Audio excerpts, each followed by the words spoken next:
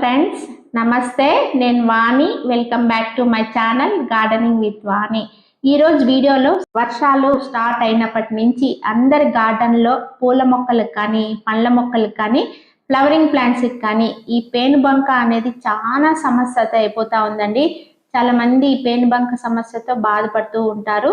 చాలా మంది అడుగుతూ ఉంటారు, ఈ పేనుబంక సమస్యకి ఒక రెమెడీ ఎలా అని అడుగుతూ ఉంటారండి. సో ఈ వీడియోలో చూపించినట్లు ఫాలో అయితే ఈ పేనుబంక సమస్య నుంచి తప్పకుండా బయటపడవచ్చండి.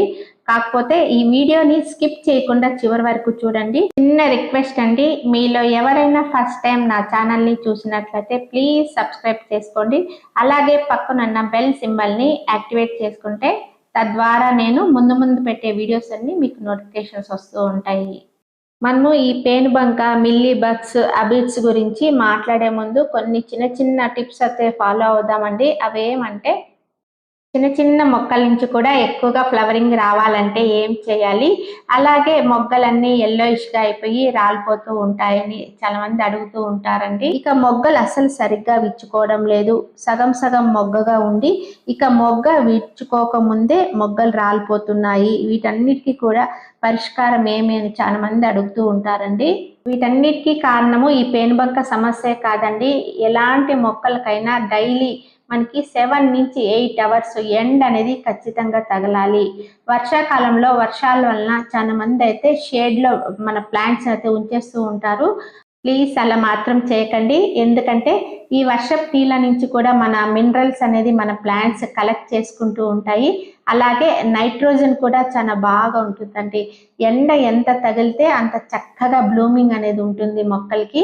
నెక్స్ట్ ఈ వర్షాకాలంలో తీసుకోవాల్సిన ఇంపార్టెంట్ జాగ్రత్త ఏమంటే వాటరింగ్ అండి. ఈ వాటరింగ్ అనేది మనము వర్షం లేనప్పుడు, అది మట్టి గుల్లగా ఉన్నప్పుడు, తడి లేనప్పుడు చూసుకొని వాటర్ ఇవ్వాలి.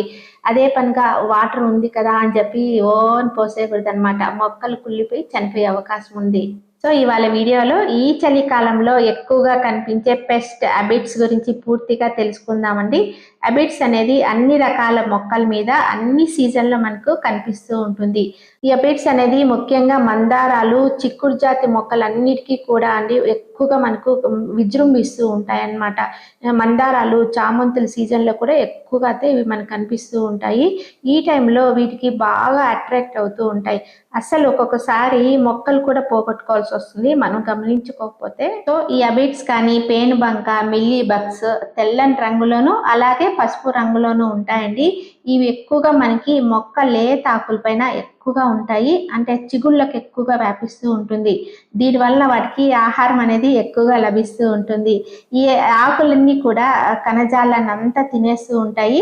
అదే విధంగా ఇందులో ఉన్న రసాన్ని అంతా పీల్చి పిప్పి చేసేస్తూ ఉంటాయి అన్నమాట. ఈ అబిడ్స్ మొక్కల్ని నిర్జీవంగా చేయడంలో ఇవి ఎంత సమర్థవంతంగా పనిచేస్తాయంటే మనం ఒక్కొక్కసారి చూసుకోకపోతే మన మొక్కల్ని కోల్పోవాల్సి వస్తుంది. కాబట్టి ఎప్పటికప్పుడు మనం చెక్ చేసుకుంటూ ఉండాలి. ఈ పేనుబంక మనము ఇలాంటి పూల మొక్కలకు, కూరగాయలకైతే ఎక్కువగా చిక్కుడు జాతికి చెందినటువంటి అన్ని రకాల మీద ఇది బాగా ఎఫెక్టివ్గా పనిచేస్తుందండి. బీన్స్, చిక్కుళ్ళు కానీ, లాంగ్ బీన్స్ ఇలాంటి తీగలన్నిటికీ పూత టైంలోనూ, అదేవిధంగా అంతకన్నా ముందు నుంచి ఇదంతా బాగా స్ప్రెడ్ అవుతూ ఉంటుంది. మనము స్టార్టింగ్లోనే 1-2 ఆకులకి చూపించినప్పుడు వీలైతే కట్ చేసి చాలా దూరంగా పడేయాలండి. లేకపోతే పక్క ప్లాంట్స్ అన్నీ కూడా మనకి డ్యామేజ్ అయిపోతూ ఉంటుంది.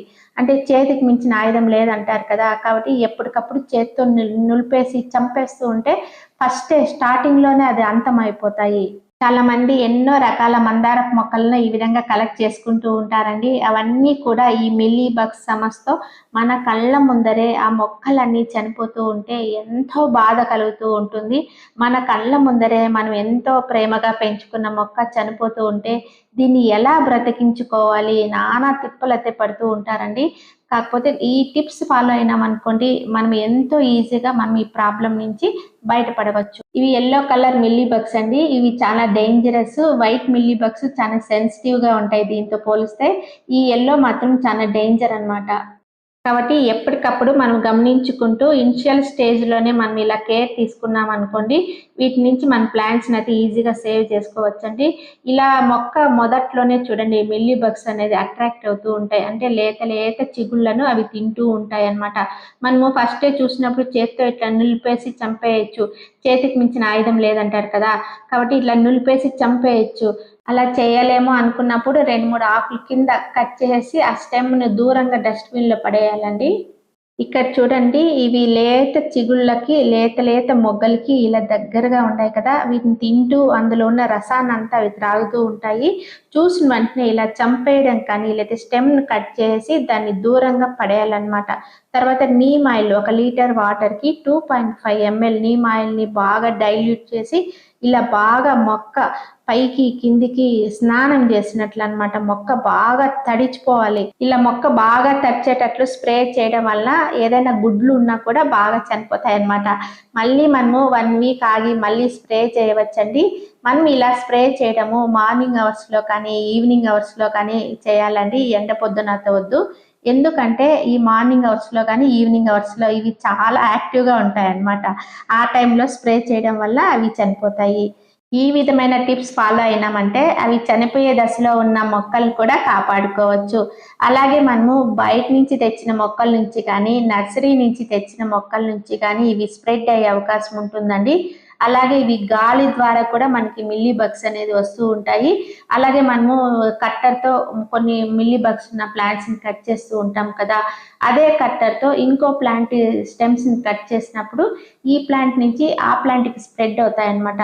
కాబట్టి ఎప్పటికప్పుడు మన కట్టర్స్‌ని, సిజర్స్‌ని ఇలాంటి వాటన్నిటిని కూడా నీట్‌గా శుభ్రంగా ఎప్పటికప్పుడు నీటిలో కడిగేసి శుభ్రంగా పెట్టుకోవాలి.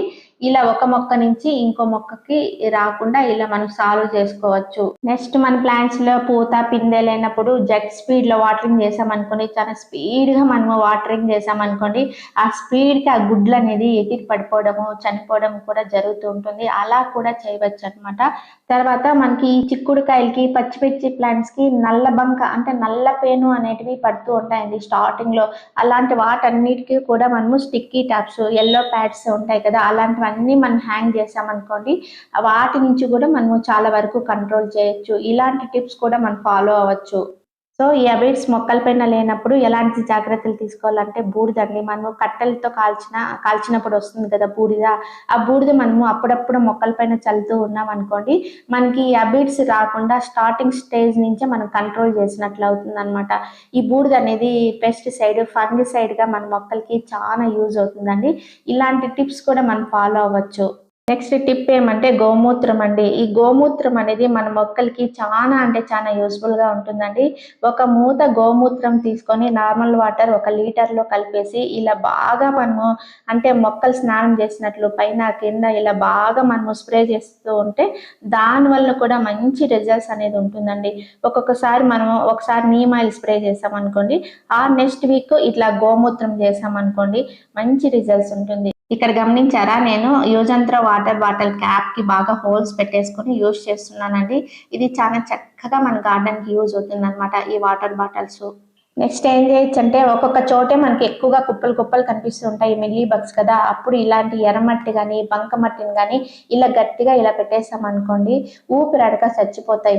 మన దగ్గర బంకమట్టి లేకపోతే ఎర్రమట్టి అయితే చెట్లల్లో ఉంటుంది కదా! అలాంటిది ఇలా పెట్టేసేయాలి.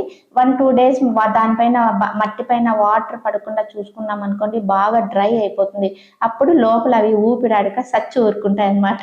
నెక్స్ట్ టిప్ ఏమంటే టిష్యూ పేపర్స్ ఉంటాయి కదా మన దగ్గర. ఈ టిష్యూ పేపర్స్ తీసుకొని మన ప్లాంట్స్‌లో ఎక్కడ మిల్లీ బగ్స్ ఉంటాయో అక్కడ ఆ టిష్యూ పేపర్‌తో గట్టిగా అదిమేసామనుకోండి ఊపిరాడక అక్కడక్కడే చనిపోతాయన్నమాట.